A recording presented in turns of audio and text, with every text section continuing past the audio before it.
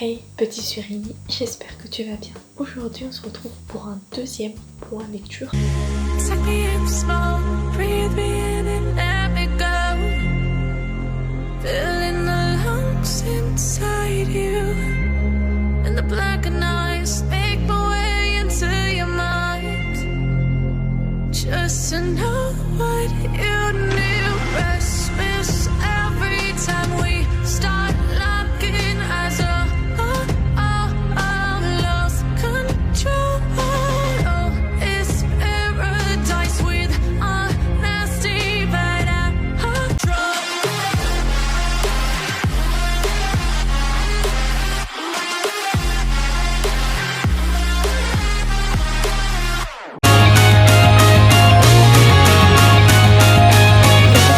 Les Oubliés de Alex Keller, publié aux éditions Bayard. On va suivre l'histoire de plusieurs sœurs, Josie qui est la narratrice et qui a 12 ans, Anna qui a 7 ans, qui ont dû quitter Chicago et suivre leur mère qui a perdu son emploi, qu'ils vont arriver dans une petite ville de l'Illinois. Ils s'installent dans la maison de leur grand-mère, sauf que du coup ils ont pas d'internet, ils ont pas de télévision, et ils sont en pleine forêt. Et en plus de ça, dès leur arrivée, leur grand-mère, qui est pourtant amnésique, va leur donner 3 règles d'or.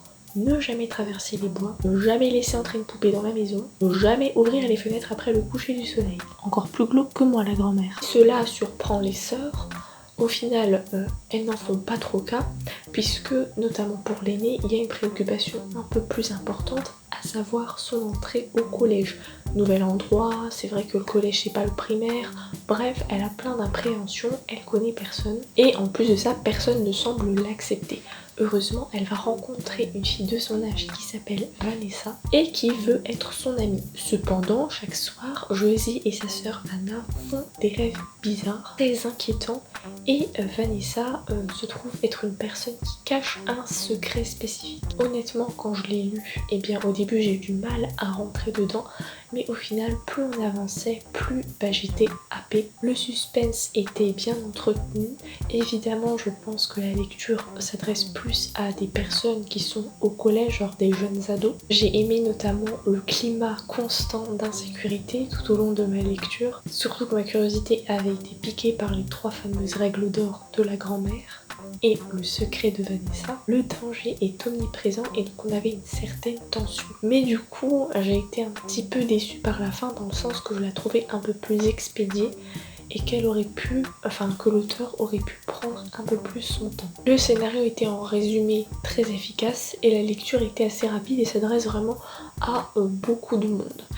Mais comme je l'ai dit, les personnages n'étaient pas trop développés et la fin expéditive, mais dans l'ensemble ça restait une très bonne lecture. Et d'ailleurs, j'aime beaucoup la couverture qui fait un petit peu flipper finalement, mais qui en soi, l'histoire n'est pas si flippante que ça, dans le sens où on peut la faire lire à des jeunes personnes. Ensuite, j'ai lu Comment tu m'as fait mourir de Gilles Habier aux éditions Slalom.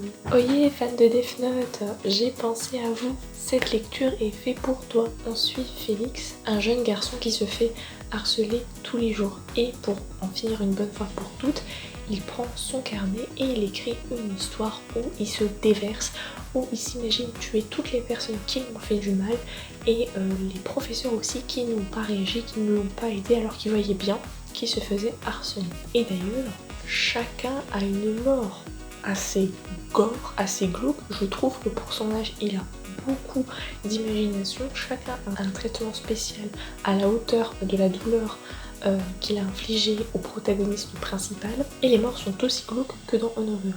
Ah si, je t'assure.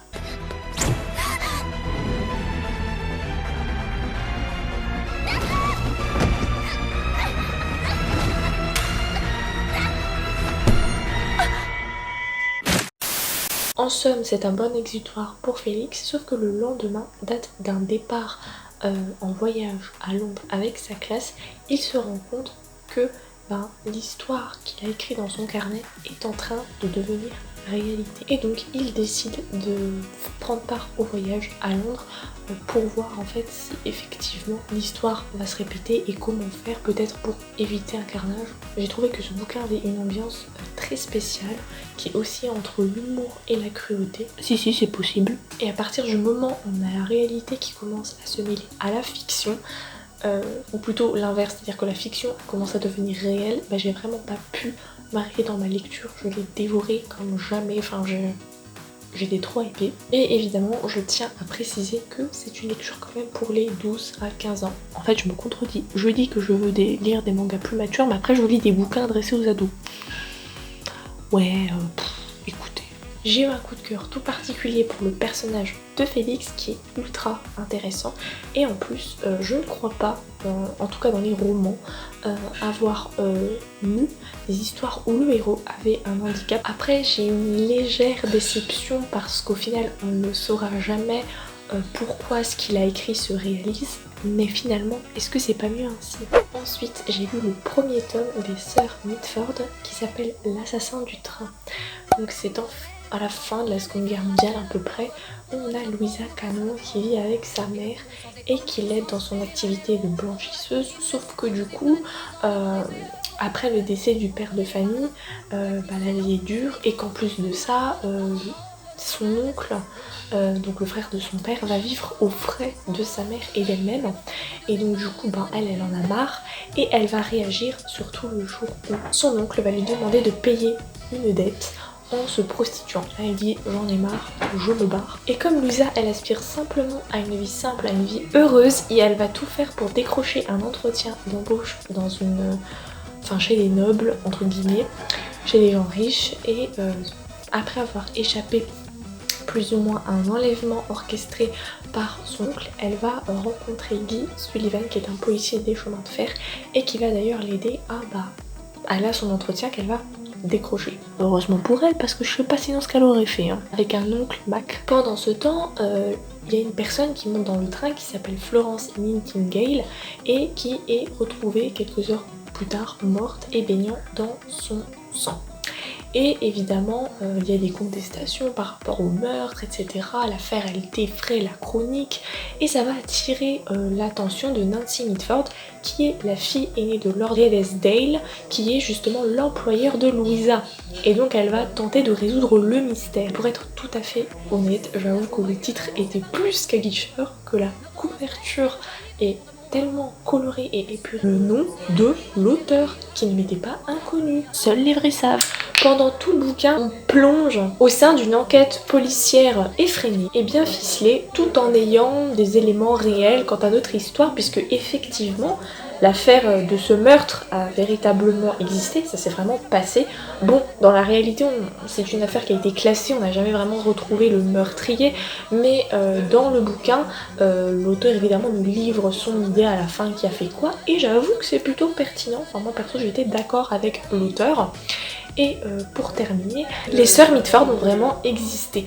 En plus de ça, dès le départ, on voyait que l'auteur avait envie de nous donner des faits historiques et des événements et aussi nous retranscrire la période de l'entre-deux-guerres, et je trouvais le pari très très bien réussi. Il y avait aussi ce petit côté conjuring à la fois qui mêlait fiction et réel que j'ai retrouvé dans ce bouquin-là, et du coup j'ai trop adoré.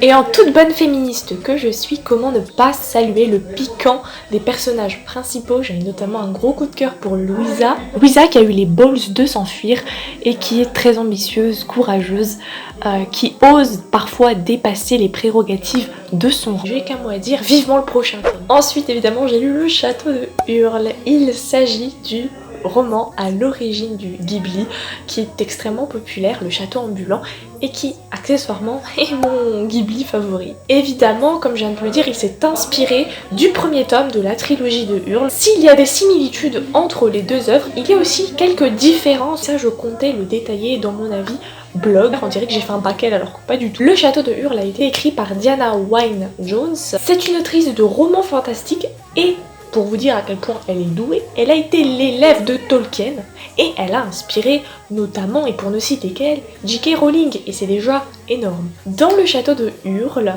Elle nous conte l'épopée magique de Sophie qui va reprendre la boutique familiale de fabrication de chapeaux suite au décès de son père et aussi au fait que sa mère, elle ait placé ses sœurs et qu'elle ait besoin de main d'œuvre à la boutique. Elle est de ce fait condamnée malgré son très jeune âge à mener une existence insipide, surtout qu'on nous dit que dans son monde où il existe les bottes de 7 lieues, les fratries de 3 frères et sœurs sont un petit peu maudites dans le sens où l'aîné ne peut pas faire fortune. Et c'est bien sa veine puisque un jour elle va se faire maudire par une sorcière et elle va être transformée en vieille femme et donc finalement elle va pas trop se débiner par rapport au film où elle est complètement PLS au départ. Elle part en quête d'un nouvel endroit où faire fortune et pénètre dans le mystérieux château, donc le château du mage Hurle, où elle va rencontrer ce mystérieux et séduisant mage, son apprenti, et également apprivoiser un démon du feu. Un petit pacifère d'amour. Et au passage provoquer catastrophe sur catastrophe en voulant s'initier à la magie. Mais la sorcière n'en a pas fini avec elle et elle va très vite avoir de ses nouvelles. Inutile de dire que j'ai adoré cette lecture. Il y avait beaucoup de descriptions. Certains ça les rebute, mais moi j'adore. Ça me permet de me faire un film dans ma tête. Les titres des chapitres, même s'ils spoilaient un peu, étaient ultra amusants. L'ambiance était chaleureuse et à la fois magique. Les personnages que l'on retrouve dans l'adaptation cinématographique des années 2000 sont évidemment plus approfondis. Je pense par exemple au background de Hurle ou encore à la famille de Sophie qui a 2 sœurs. Et vous allez voir dans mes critiques de blog où je détaille beaucoup ce point-là. Une belle-mère totalement chelou, mais après il va y avoir un rapprochement, elles vont se dire certaines choses. Et évidemment de nombreux autres protagonistes viennent s'ajouter à la ronde magique et de ce fait les dialogues et la dynamique paraissent plus riches et il y a plein de questions que je me posais après avoir vu le film qui ont été répondues grâce à ça. En même temps c'est normal, quand on fait un film on peut pas tout mettre, on est obligé de faire des choix. Dans ce cas là il faut penser à faire une série live du château ambulant et donc du château de Hurle. Ça peut être une bonne idée, je dis ça, je dis rien. On a été à travers la lecture au contact de démons du feu, de sorcières, d'humains ensorcelés, de sorts en tout genre et j'ai adoré ce côté magie omniprésente dans ce conte qui était rocambolesque et franchement je peux te dire qu'une chose, vraiment ma certitude, c'est que une fois que tu pousses la porte du château de Hurle, tu ne pourras plus reculer jusqu'à ce que la dernière page du bouquin soit tournée. Ouais, je sais, je suis un peu poète à mes heures perdues. Au moment où je tourne le tome 2, à savoir le château des nuages, n'est pas encore sorti, mais il sortira le 18 novembre. Et du coup, forcément, je vais me le procurer et forcément, j'en parlerai dans un prochain update. Je jure de refaire des updates, lecture, romans, plus souvent. Ensuite, j'ai lu Au service secret de Marie-Antoinette, l'enquête du mari, qui a été écrit par Frédéric Lenormand et publié aux éditions La Martinière. Donc Frédéric Lenormand, je le connais de nom parce qu'il est très populaire, il a une plume très humoristique. Ça a été ma première lecture et franchement, je réitérais l'expérience. Dans la vidéo sortie manga du mois de novembre 2020, je te parlais de Marie-Antoinette. Et donc là, si tu es plutôt team roman, je te propose une réécriture et surtout une toute autre interprétation de la fameuse affaire des bijoux volés à travers ce roman-là, l'enquête du mari. Il nous pose la question suivante. Et si Marie-Antoinette n'était pas la femme écervelée qu'on imaginait, et si en fait elle était, comme le disait Mirabeau, l'homme du roi, mais que justement pour arriver à ses fins, elle était forcée de déléguer. Et c'est un petit peu l'histoire de ce roman-là, puisque là, vous avez vu, je vous ai dit, il y a la fameuse histoire des bijoux volés. Elle va trouver un couple d'artisans, donc je crois que c'était un coiffeur et une couturière, et elle va lui dire tout simplement, retrouvez-moi, élucidez-moi cette affaire. Je me suis totalement régalée avec ce roman.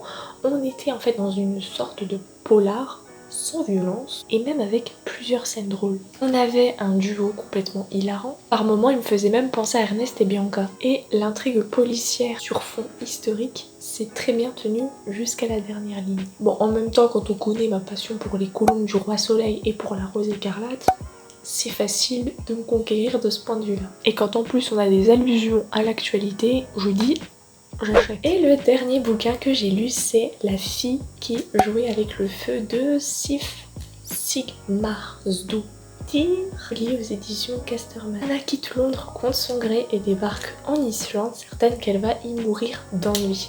Complètement blasée, elle entreprend un stage au sein du journal où travaille son père qu'elle connaît à peine. Un jour, elle va faire la rencontre d'Imogen, qui est une Instagrammeuse en voyage dans la capitale islandaise.